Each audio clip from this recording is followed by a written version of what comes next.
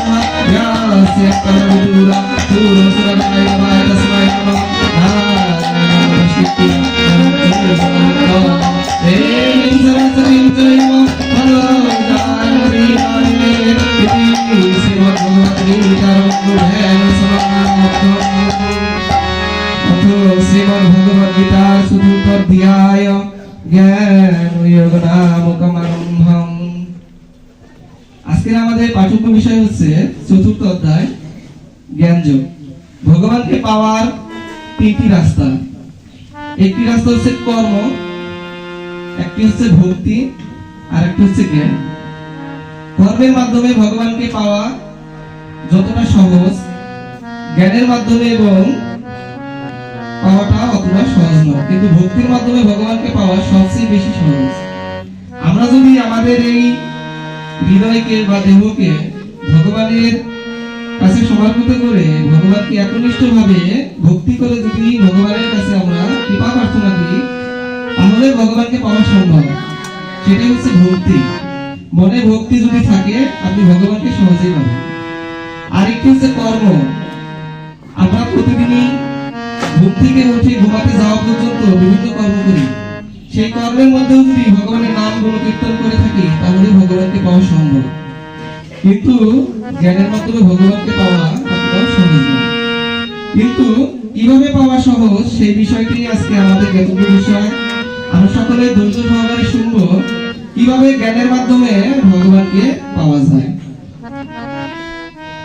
শ্রী ভগবান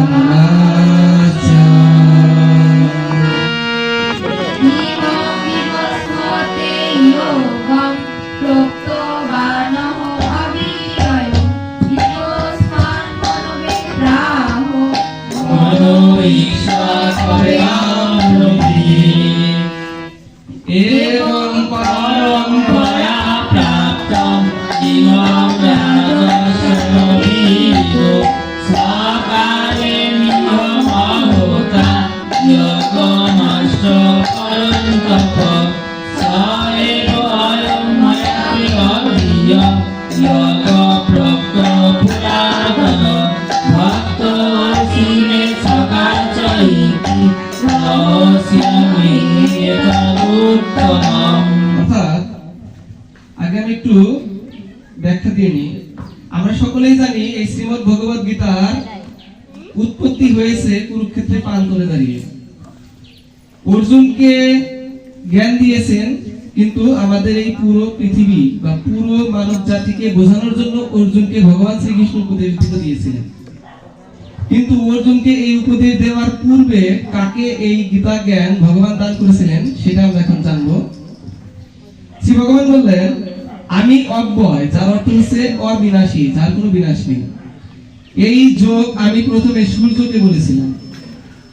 সূর্য পুত্র আমাদের এই মানব জাতির জনক মনুকে বলেছিলেন। মনু তার পুত্র ইক্ষ্বাকুকে বলেছিলেন। হে পরন্তব, এভাবে বংশ পরম্পরায় এই যোগ রাজস্বীগণ হতে অবগত ছিলেন, কিন্তু কালের প্রভাবে সেই প্রভাব নষ্ট হয়ে গেছে, যার কারণে আমাদের এই জড়জগৎ এই উপদেশ মনে রাখিনি। তাই ভগবান কুরুক্ষেত্রের প্রান্তরে দাঁড়িয়ে অর্জুনকে বলছে, তুমি আমার ভক্ত, তুমি আমার সখা, তাই অতি উত্তম, অতি গুরু, অতি পুরাতন এই যোগ সম্পর্কে আজ আমি তোমাকে বললাম।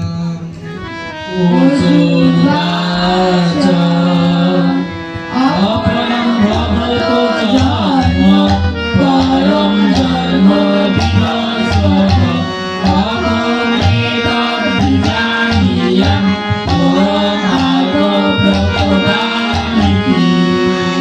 অর্থাৎ এই জায়গায় একটু বলে যাই, অর্জুন ভগবানকে প্রশ্ন করলেন, তোমার তো মাত্র কিছুদিন আগে জন্ম হয়েছে। আর অর্জুন ভগবানের যদি ভগবানের সখা যদি অর্জুন হয়, তাহলে বন্ধুর বয়স তার বেশি হয় না? তো অর্জুন ভগবানকে ভগবান কেন দেখেননি, তার বন্ধু কেন দেখেছেন। তাই ভগবানকে বলছেন যে তোমার তো জন্ম হয়েছে মাত্র কিছুদিন ধরে, তোমার জন্মের বহু কাল আগে, বহু পূর্বে সূর্যের জন্ম হয়েছে। তাহলে তুমি কি করে তোমার জন্মের আগে সেই জ্ঞান সূর্যকে দিলে? সুতরাং সৃষ্টির প্রারম্ভে এই যোগ সম্বন্ধে বলেছিলে, আমি কেমনে করে বুঝবো?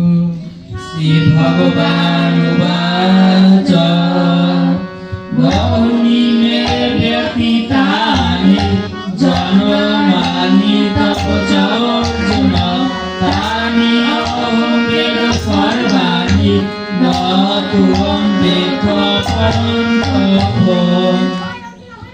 অজোপি সনপি আত্মা ভূতানাং যশোপি প্রকৃতি স্বয়ং তিষ্ঠা সম্ভবং আত্মমায়য়া। অর্জুনের মনে এই সংশয় দেখে ভগবান বললেন, তোমার এবং আমার জন্ম বহুবার অতীত হয়ে গেছে।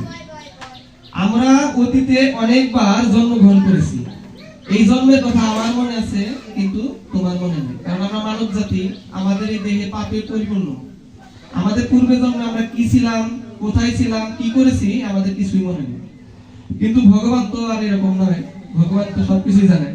তাই ভগবান বললেন, আমি সর্বভূতের ঈশ্বর হয়েও আমার নিজ প্রকৃতিকে আশ্রয় করে মায়া বলে আবর্তিত হই।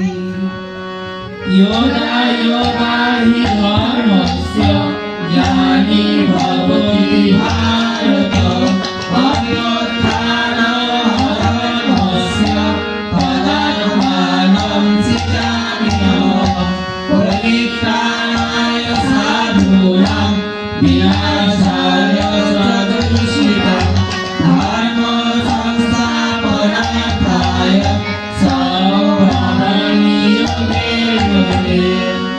এই শ্লোকের বাংলা ব্যাখ্যা আমরা সকলেই জানি যে যখন এই ধর্মের অধঃপতন হয় এবং অধর্মের অভ্যুত্থান বা জন্ম হয় বা আগমন ঘটে, তখন আমি দেহ ধারণ করে আবর্তিত হই। সাধুদের পরিত্রাণ করার জন্য, দুষ্কারীদের বিনাশ করার জন্য এবং ধর্ম সংস্থাপন করার জন্য আমি যুগে যুগে আবর্তিত হই। মানে অর্জুনকে বলছেন, যখনই অধর্ম বেড়ে যায় তখন আমি নিজেকে সৃজন করি বা সৃষ্টি করি, সেই অধার্মিক ব্যক্তিকে আমি বিনাশ করার জন্য আমি যুগে যুগে অবতীর্ণ হই। জন্ম কর্ম চরিতিবিয়ং দেবং লবেতি তত্ত্বত ত্যক্ত্বা দেহং পুনর্জন্ম নায়েতি মামেতি সংসারঃ। বিয়োরাগ ভয় ক্রোধা মমমায়ামমোহাশ্রিতা ভবজেন তপসা পূজামদ্ভাবনাগতা একজন, যিনি আমার এই প্রকার দিব্য জন্ম এবং কর্ম যথাযথভাবে জানেন, তিনি দেহত্যাগ করার পরেও পুনরায় এই জন্মগ্রহণ করেন না। এখানে দেখেন আমাদের মানব জন্মের মুখ্য প্রাপ্তির একটা উদ্দেশ্য বা ব্যাখ্যা এখানে দিয়ে গেছেন। মানে ভগবানের সম্পর্কে যিনি জানেন, ভগবানের এই দিব্য জন্ম যিনি যথাযথভাবে জানেন, তিনি দেহত্যাগ করার পরে পৃথিবীতে আর তার ফিরে আসতে হয় না, তিনি আমাকেই লাভ করেন। যারা সম্পূর্ণরূপে আমাতে মগ্ন এবং একান্তভাবে আমার আশ্রিত, তারা আমার দিব্য জন্ম কর্মের আলোচনা রূপ জ্ঞান তপস্যা দ্বারা পবিত্র হয় এবং তারা আসক্তি, ভয় ও প্রচ্ছন্ন হয়ে আমাকে প্রাপ্ত হয়।